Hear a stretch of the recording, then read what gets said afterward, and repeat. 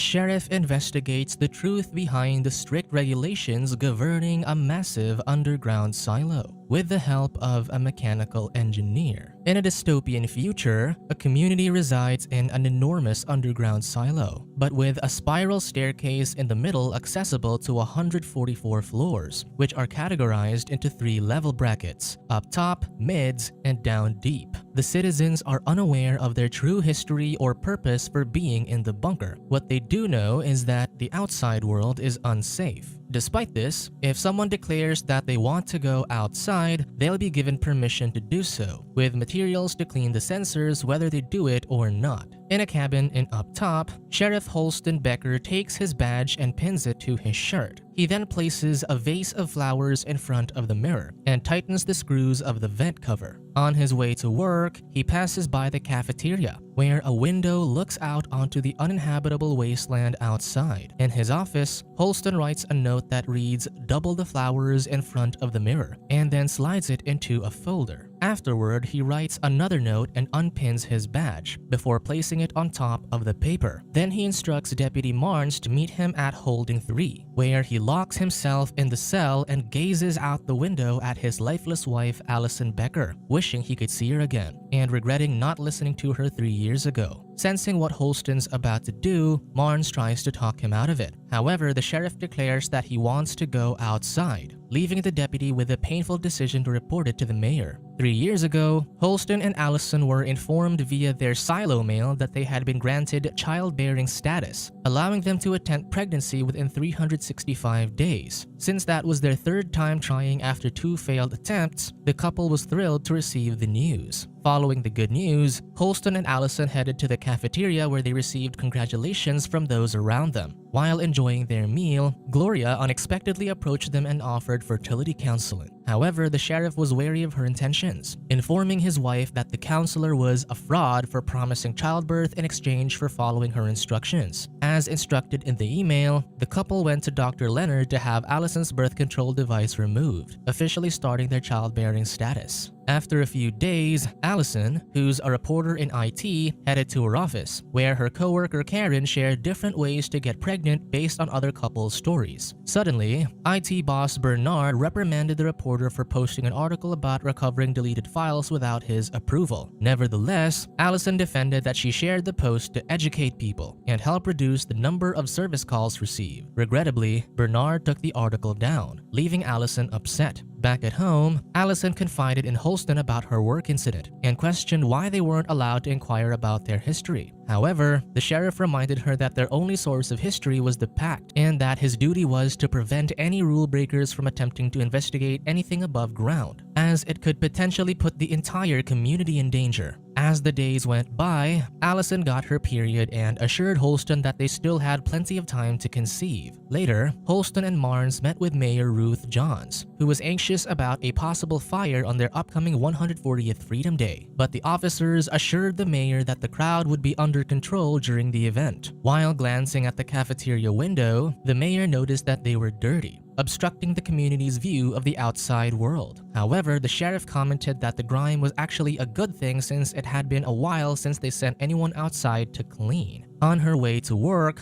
Gloria approached Allison and invited her to her home to ask a private question. To ensure their conversation wouldn't be overheard, Gloria turned on the faucet. She then proceeded to inquire whether Allison wondered about their history that the rebels deleted, or what life outside the silo really was. Ultimately, Gloria questioned whether Allison truly believed she was the type of person the pact would want to have children. Following her conversation with Gloria, Allison confided in Holston that the counselor had been unsuccessful in conceiving a child with her husband after multiple attempts, and believed that their infertility was intentional. However, the sheriff reassured Allison that her birth control had been removed, which meant they had the same chance as anybody else cleared for childbirth. While at work, Allison received a complaint ticket from a programmer in the midst who had a repair stall in the market. Due to her husband's duty on Freedom Day and everyone else taking the day off, Allison decided to work during the holiday. The night before the holiday, Allison took a trek down to the mids and stayed in a hostel so she could attend to George first thing the following morning. On Freedom Day, while Holston was on duty, Allison met with the programmer George. To her surprise, the computer guy not only read her post about retrieving deleted files but also printed it out. He also revealed that he had strategically timed his request to meet her specifically without raising suspicion from Judicial, who prohibited people from owning relics, which are objects from the time before the silo was built. To elaborate, George handed Allison an old hard drive discovered under a closet's carpet by an anonymous person. Despite the nearly full memory, there seemed to be no visible data on it, indicating that the data was hidden. As the entire community filled the staircases of the silo from top to bottom, Mayor Ruth delivered her speech. During her address, she celebrated the freedom that the community had obtained 140 years ago from rebels who had erased all of the historical evidence. She stressed that if it weren't for the founders stopping the rebels, the people inside the silo wouldn't exist. While Allison figured out the source of the relic, she wrote different inputs on the back of the printed article and crossed them out if they didn't work. Eventually, she was able to get the right input from the hard drive by using a magnifying glass, enabling her to retrieve the deleted files. George eagerly opened one of the files that contained a blueprint of the silo structure. However, Allison, who believed the information was too important not to be illegal, insisted that the programmer bury the relic.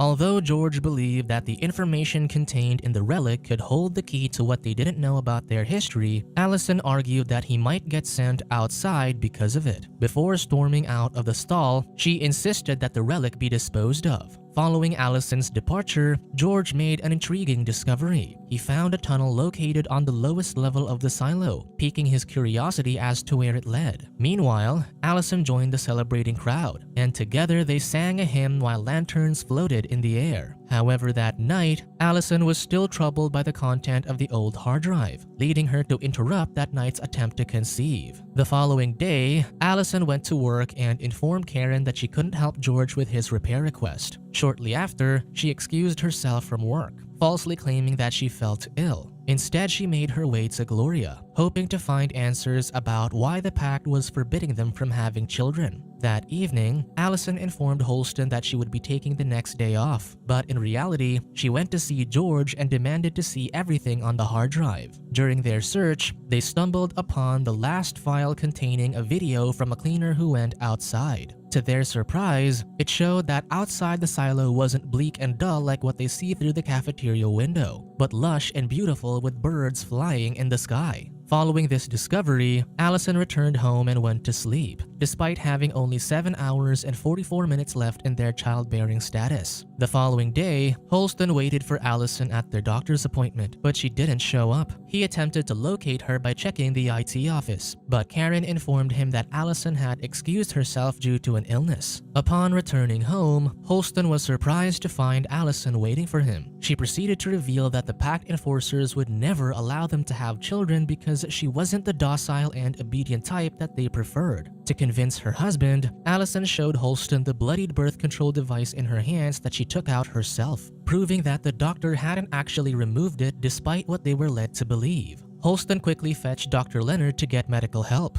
However, on his way back, Deputy Marnes informed him that his wife was in the cafeteria. Shortly after, Holston, Marnes, and Dr. Leonard hurried to the cafeteria where they found Allison standing in the middle, bleeding and exposing the truth that the display was a lie. She revealed that outside, there were green trees, blue skies, and flying things. Holston tried to stop his wife, but Allison insisted that she was not having a breakdown. Suddenly, she declared that she wanted to go out, causing a stir in the crowd, as it was an irrevocable request in the silo. As a result, Marnes had no choice but to arrest Allison. After the incident, the officers notified the compassionate mayor, who initially entertained the notion that Allison may have been misheard. However, Holston remained steadfast in his duty and confirmed Allison's declaration was legitimate. Subsequently, the mayor requested any possible leads regarding who may have influenced Allison's drastic actions. Deputy Marnes implicated Gloria as the possible mastermind, who confessed to implanting the idea in Allison's mind that they're not the kind the pact wanted to have kids due to her and her husband's infertility struggles. Furthermore, they interrogated George and searched his stall, but failed to discover any valuable information. Ultimately,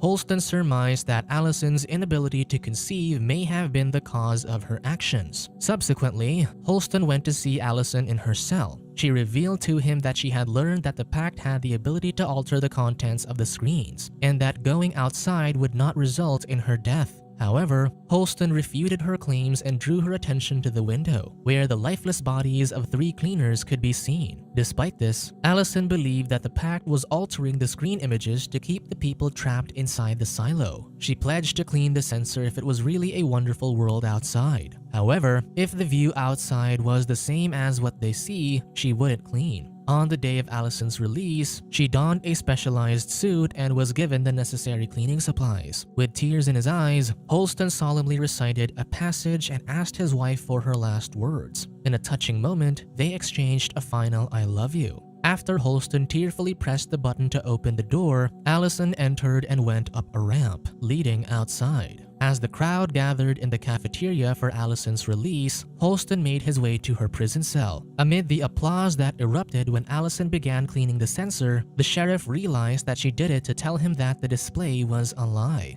However, as Allison walked away from the silo and headed towards the gnarled tree, she suddenly collapsed, bringing the sheriff to tears. 2 years later, Holston received the news of George's passing. George had been transferred to mechanical and reportedly fell from the 120th floor. However, Barnes revealed that an engineer claimed that George's demise wasn't self-inflicted. When the officers went down to see lower-level Deputy Hank, the engineer didn't show up because she had to fix the generator that kept the silo running. As a result, the 3 of them visited engineer Juliet Nichols to interrogate her personally. In the present, Holston confides in Barnes, revealing that he's beginning to understand what Allison meant when he met Juliet. He expresses his strong desire to venture outside and find his wife. On the day of his release, Holston dons his safety suit and apologizes for the commotion as his final words. As he walks up the ramp, he's stunned to discover that Allison was right. The world outside is a lush green landscape.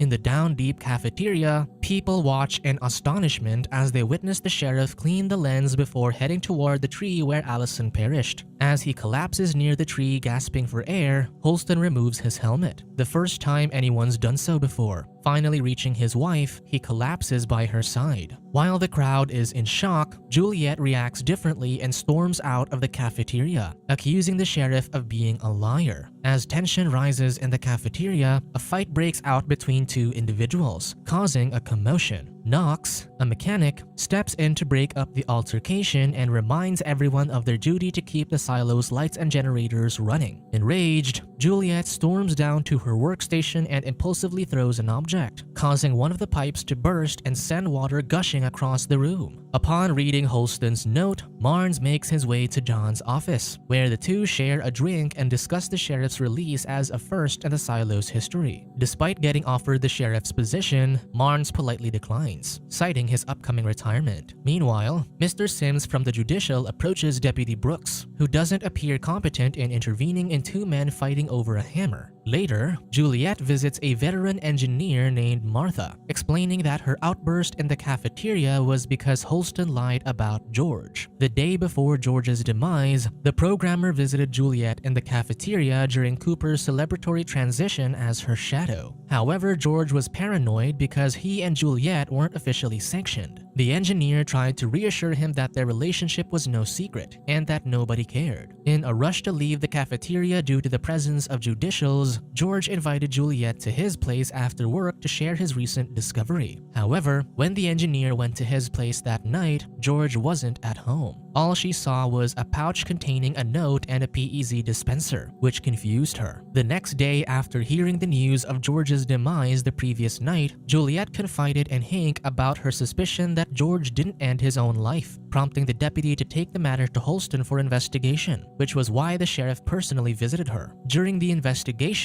the sheriff and Juliet went to the ventilation unit where George's body was found. Juliet insisted that George showed no signs of self-aggressive behavior, prompting the sheriff to order his deputies to investigate whether there were any porters present during the programmer's demise. After the others left, Holston noticed Juliet's watch and inquired if it was a relic, but she insisted that it was legal. He then urged her to disclose any information she had about George, emphasizing that he wanted to find the truth. While examining George's body, Holston and Juliet were interrupted by the returning deputies, who disclosed that there were no porters present, indicating that there were no witnesses present during the programmer's death. Later, Juliet took Holston to George's place, finally disclosing that George left a PEZ dispenser and a note that reads, "Remember where you last saw this? On the night he perished." To demonstrate the meaning behind George's note, Juliet took Holston to a prohibited passageway where they discovered numerous inscriptions on the wall, likely created by people who lived before the rebellion. Afterward, they descended through a manhole, leading to a massive machine that Juliet speculated was the remains of the silo digging machine. She added that the theory was that the founders had enclosed it with concrete to conceal it. Then, Juliet led Holston to George's makeshift camp beneath the ladder, where she last saw the PEZ dispenser. There she opened a box containing a collection of relics, revealing George's obsession with him. As they examined the relics, Juliet noticed a wire that leads to a suspended piece of steel. At its end is a bag containing instructions on how to recover deleted files and the old hard drive. Upon seeing Allison's handwriting behind the instruction paper, Holston revealed that Allison had worked with George on a repair request before her release from the silo, prompting the engineer to think that the sheriff was only helping her to investigate Allison's demise. Furthermore, Juliet believed that George's death had something to do with the hard drive he hid. However, the sheriff confiscated the hard drive, prompting the engineer to tell him that maybe if he listened to his wife, she'd still be alive. Triggered, Holston explained that he avoids working during the daytime since passing through the cafeteria reminded him of his late wife, whose body is still outside the silo's window. Eventually, the sheriff agreed to help the engineer, but with the strict condition that she remain quiet and inconspicuous. He also advised her to stop wearing her relic watch to avoid drawing unwanted attention. Before leaving, Holston gave his word that he would keep Juliet informed if he discovers any valuable information. In the present, Juliet points out that she held on to the sheriff's promise and waited for new information, but he never got back to her, revealing the cause of her outburst in the cafeteria.